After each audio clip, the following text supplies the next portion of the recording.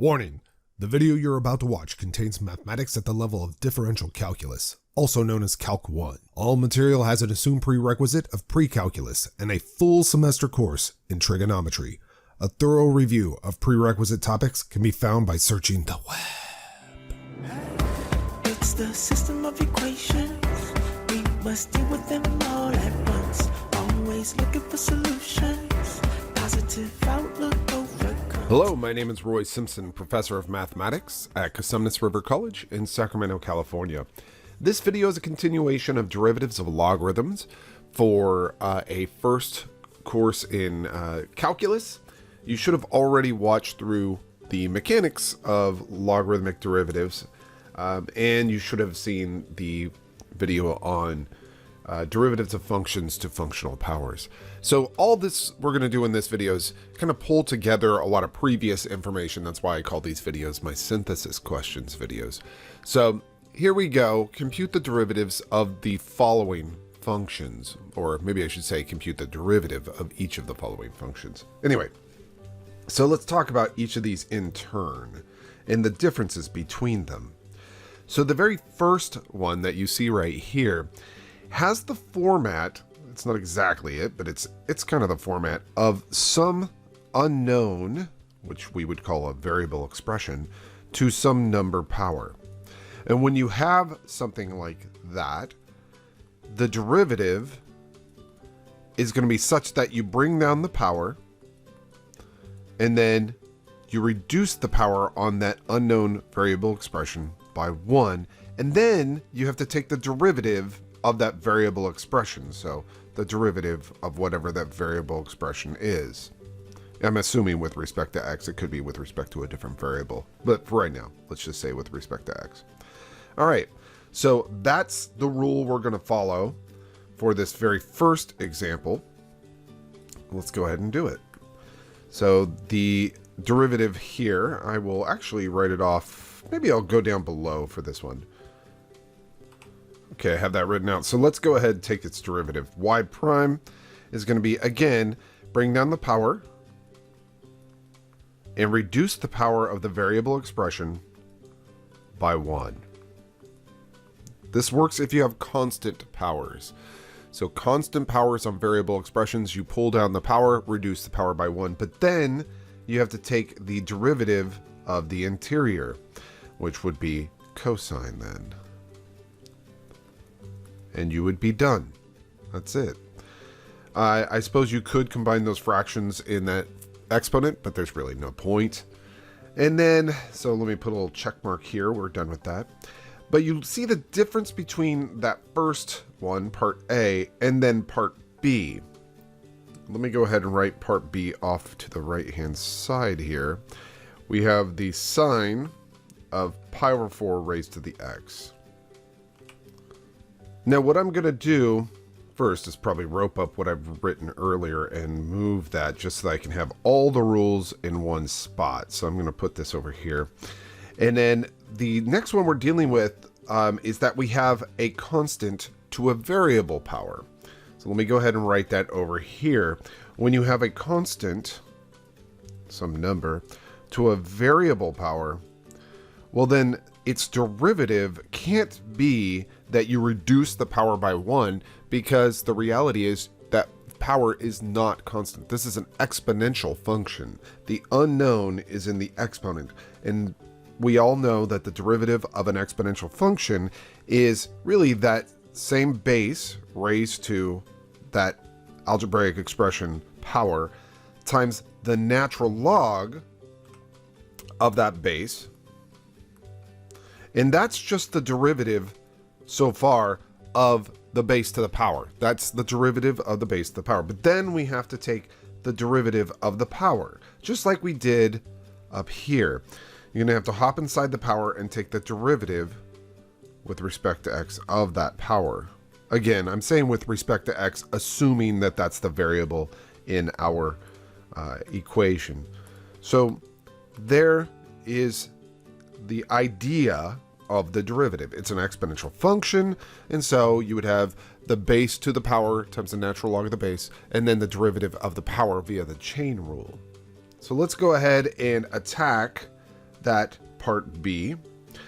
Remember, you always perform algebra, actually arithmetic before algebra, algebra before trig, trig before pre-calculus, and pre-calculus before calculus. Well, the sine of pi over 4 we all know as 1 over root 2. So I'm going to write this as 1 over root 2 raised to the x power. Yes, some people will write that as root 2 over 2. That's perfectly fine. It's the same thing. I just don't bother writing it that way. All right, so y prime is going to be, well, exponential function. So it's just going to be 1 over root 2 raised to the x power. And then times the natural log of 1 over root 2. And then we're going to attach via a chain the derivative of the interior. Well, yeah, the derivative of the interior, where the variable rests. Well, that interior is just x. So it's a derivative of that x with respect to x. But we know dx is just 1, and so there's no real reason to write that. So this is one representation of the derivative. I say it's one representation because technically you use laws of logarithms, and you can rewrite this natural log as the natural log of 2 to the negative 1/2 power, and then you can bring out the negative 1/2. So it could look like this. Negative 1/2 times 1 over root 2 raised to the x. You actually could even put the x in the denominator on that, but I'm not going to bother. Times the natural log of 2. So it doesn't matter actually which of those two that you write it as. They're equivalent. Now let's take a look at the third case. Again, this is actually the same thing as B, because it's a constant right here, and its power is a variable expression. This guy right here. And so it's just that yellow highlighting off to the right hand side, the same idea. So y equals pi over 4 raised to the sine of x. We'll go ahead and do that right here. And this one will involve a little bit of the chain rule. The last one actually didn't have too much in the way of the chain rule, right? It was just the derivative of 1 over root 2 raised to the x, which is 1 over root 2 raised to the x, natural log of 1 over root 2. And then because x is just x, you could have written dx, but again, derivative of x is 1. But in this case, a little more complex. So y prime is equal to the derivative of an exponential function is the exponential function times the natural log of its base. So far, so good. Then we have to hop up into the exponent itself where the variable expression resides and take the derivative of that by the chain rule, and that would be a cosine of x. A very nice, clean, fast. Actually, there's not a lot to be said about that, but you can start hopefully seeing the differences between these functions. We go to the next one. Y equals x raised to the sine of pi over 4. Well, this is a variable base, not a constant base, so it's not an exponential function, it's a power function. And the exponent is a constant. So it is that blue example up above. It is a variable expression as a base, and then a constant as its exponent. So let's go ahead and do that. X to the sine of pi over 4 is part D. I'll zoom in here. Y equals x raised to the sine of pi over 4. And again, we perform our trig before calculus, so x to the 1 over root 2 power. Its derivative, because it's a variable base to a constant power, you would bring down the constant power and reduce that constant power by 1. And that is all. Nothing else to that problem. Of course, I suppose you could combine those two numbers in the exponent. You'd get 1 minus root 2 over root 2. But that's neither here nor there. You can take it or leave it. Doesn't really matter. Let's see, what else do we have? Part E. So part E is slightly different. This is not even, well, it's not that it's not even, it's just completely different than what we've been doing. This pi times sine of x to the fourth. Let's just tackle that without me having to pause or anything like that. Y equals pi times sine of x to the fourth. So the derivative here, first of all, pi is a constant, so you can just write that outside. You would take the derivative of the sine function, because that's the outer function right there. So the derivative of the sine is the cosine of the argument. And then you take the derivative of the argument. And the derivative of the argument is 4x cubed. Again, you just did that by the chain rule. Excuse me. Sorry, my voice is going. So cleaning this up a little bit, it's not actually required, but it's kind of nice to have this 4 pi x cubed and then cosine of x to the fourth. So that's it for E. And then finally, the last one here. Y equals pi x raised to the sine of x over 4. Notice that you have a variable expression in the base, which makes you think that it's going to be like a power function. But then you look into the exponent, and the exponent also has a variable. So this is what I would call a function to a functional power. This is treated completely differently than these two cases up here. When you have y is equal to a function to a functional power, that implies that you have a little pre-work to do. Take the natural log of both sides, assuming that the y value is always positive.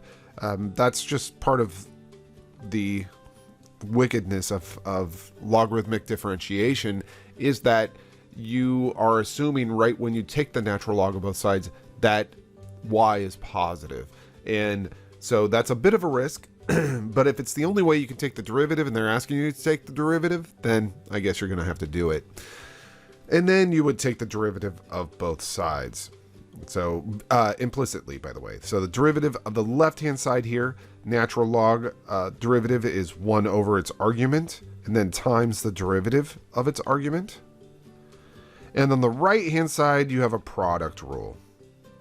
And it's probably better that I not write out what that turns into, because it gets to be messy if I don't have actual functions involved. So that is kind of the third and final method that is often confused. So those three things right there, those three methods are often intertwined. People really confuse them quite a bit.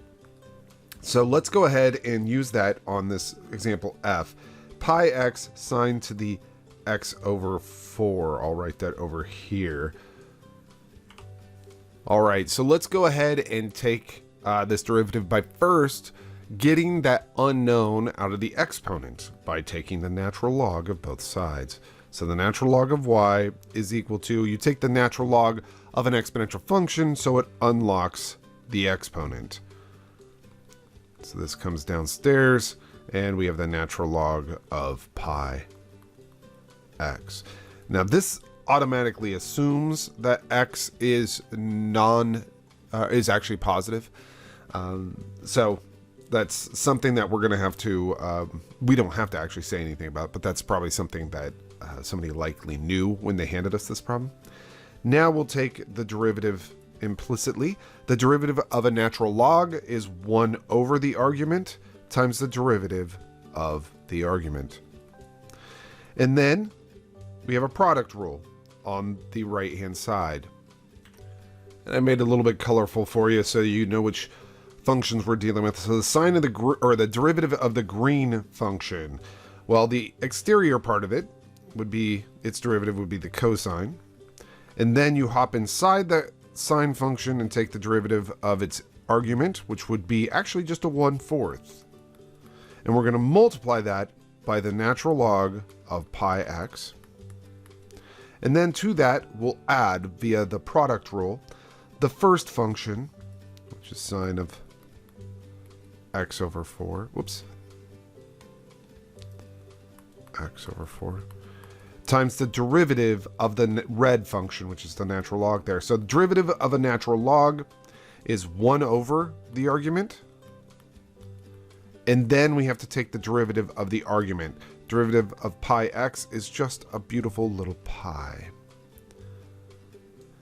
And we're not done because you want to find what dy dx is. So let's go ahead and do a little cleanup and simultaneously multiply both sides by y. The little bit of cleanup is just writing this 1/4 out front there. So we have the cosine of x over 4 and the natural log of pi x just waiting there. And then the pi's cancel in the next term. So it's 1 over x sine of x over 4. And this whole picture is multiplying y, and we know what y is. So y is pi x raised to the sine of x over 4. There's nothing else really that you'd want to do to try to clean that up. This is pretty much done.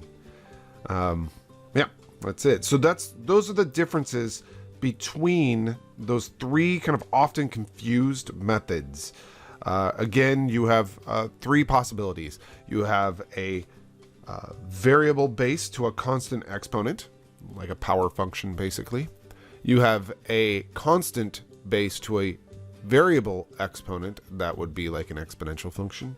And then you have a variable base to a variable exponent, that's a function to a functional power. All 3 are treated completely differently. Now switching gears, I just want to remind you of something that you learned earlier on in this course. That e was defined to be the limit, actually I think we originally defined it as the limit as x goes to infinity of 1 plus 1 over x raised to the x power. And of course, that ended up being identical to the limit as x goes to 0 of 1 plus x to the 1 over x power. These limits will become very important for us to remember as we move forward. It'll continue to be important for us throughout this course and Calc 2 and differential equations. So it's good to kind of remind yourself repeatedly about these limits, because you're going to run into them randomly and you'll need to know what they are to actually work with them.